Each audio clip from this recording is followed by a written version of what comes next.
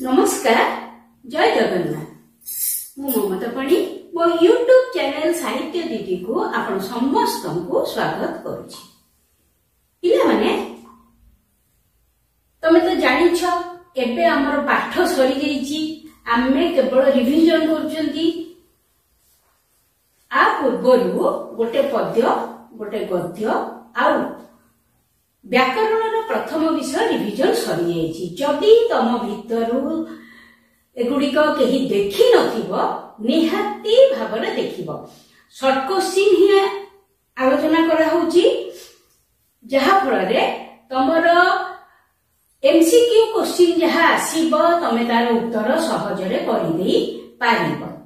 आजि आ गोटे पद्यर रिविजन आमे करिबा राघवंक लंका यात्रा अनुकूल।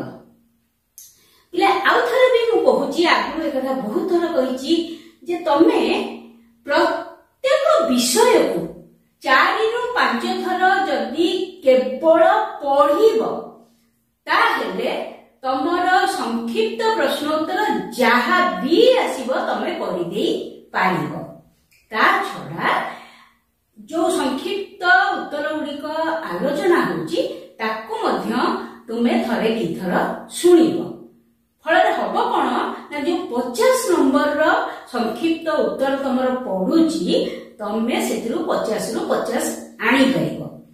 तो तुमको अधिक नंबर रखिबाकू एटा सहायक हबो।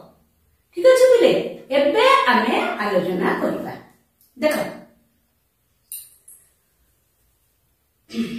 प्रथम प्रश्न राघवंक लंका यात्रा अनुकूल कविताटी केउ काव्यरु आनीत बासी अछि? वैदेहीश विलास। उत्तर गुड़िक मु नाली कलम रे लिखिछि एवं तळे गार देइछि तेनु तुमको जानिबाकू विशेष असुविधा हेबो नाही। 2 नंबर राम काव्य कहिले केउ काव्य को बुझाए? तार उत्तर हबो वैदेहीश विलास को बुझाए। 3 नंबर वैदेहीश विलास काव्य केते छांद विशिष्ट? उत्तर 52 छांद विशिष्ट। एमिति भी पढ़ी पारे जे केते छांद विशिष्ट जो प्रश्न अछि सेठी 52 53 55 58 पढ़िथिबो। जदि तमे पूरा निश्चित जे 52 छांद विशिष्ट केवल तमे सेही संभाव्य उत्तरटी तळे गार दबो बा गोल बुलेइबो। 4 नंबर वैदेहीश विलास काव्यटी काहा द्वारा रचित कि लिखिछन्ती? कवि सम्राट उपेंद्र भंज। 5 नंबर राघवंक लंका यात्रानुकूल कविताटी वैदेहीश विलास काव्यर केतेतम छांदरु आसीछि? आमे जानिले सेटा 52 छांद विशिष्ट वैदेहीश विलास किंतु तमको जोटा पढाउछि सेटा केतेतम छांदरु आसीछि? 40तम छांद। 6 नंबर उपेंद्र भंज केउ मंत्र जप करी कवित्व लाभ करिथिले? तार उत्तर राम तारक मंत्र। 7 नंबर केउ कृतिटी उपेंद्र भंजंकर पद्यात्मक शब्दकोश से बहिर ना होची गीताभिधान गीत अभिधान गीताभिधान। 8 नंबर रामचंद्र काहीकि समुद्र रे बंध बांधिबा पई स्थिर कले? उत्तर सीता को पाइबा पाई।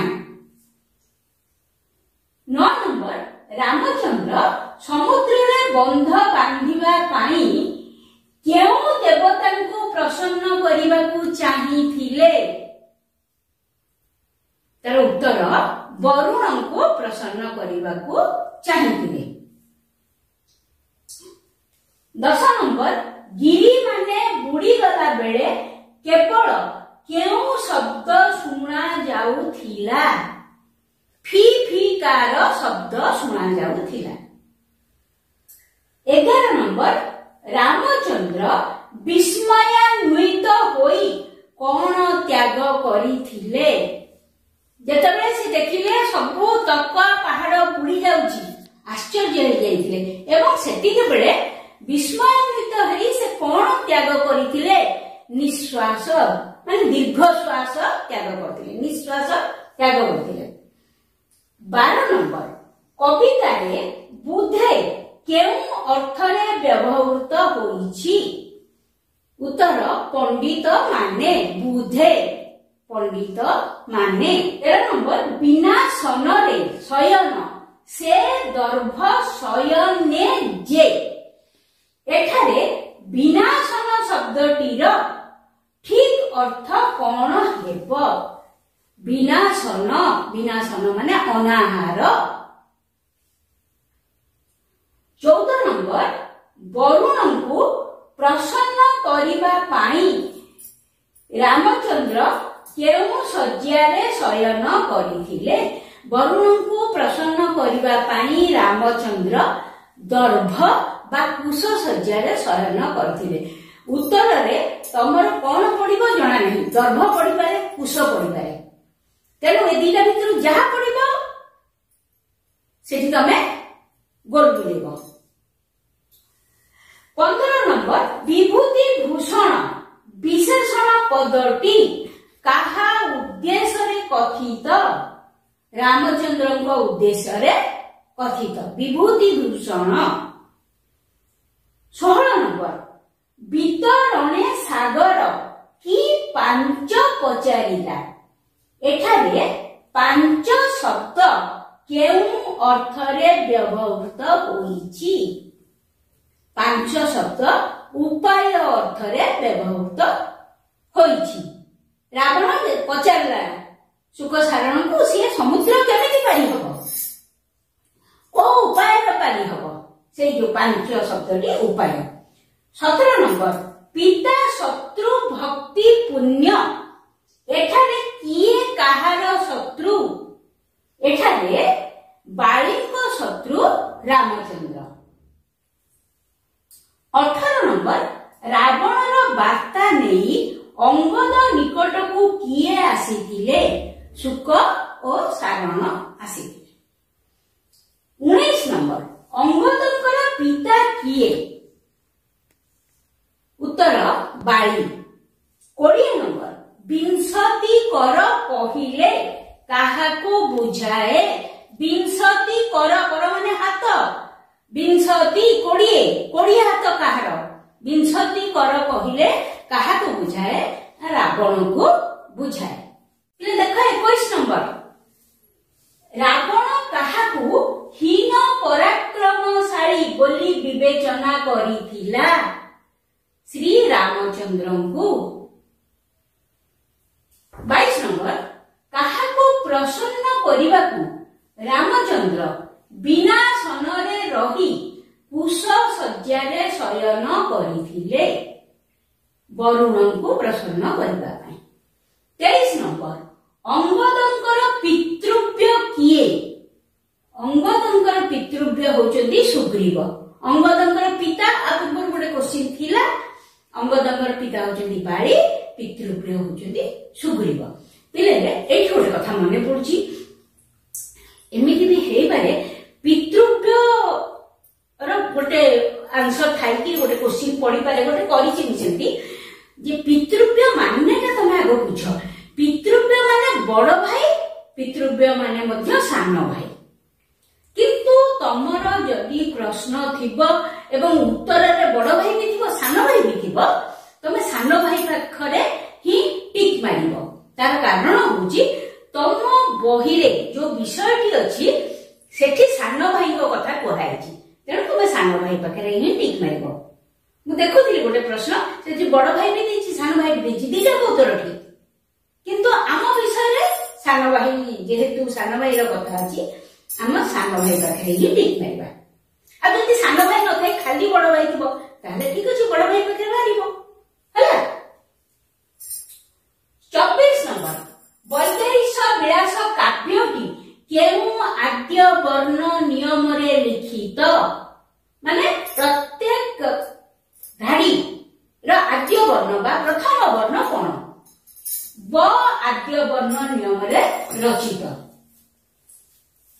25 नंबर किए विभीषणकर ज्येष्ठ भ्राता थिले उत्तर रावण